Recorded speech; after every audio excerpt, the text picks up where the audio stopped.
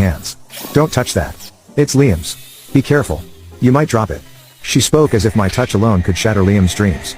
I never had a shiny trophy like Liam. I never had a round of applause from my parents.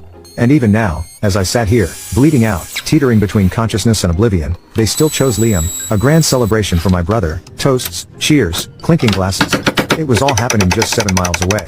7 miles, nothing when they wanted to come, but too far for them to care about me.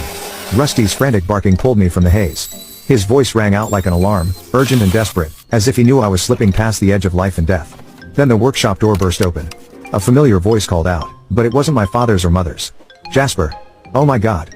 What happened to you? Now comment update to tag you on part 2.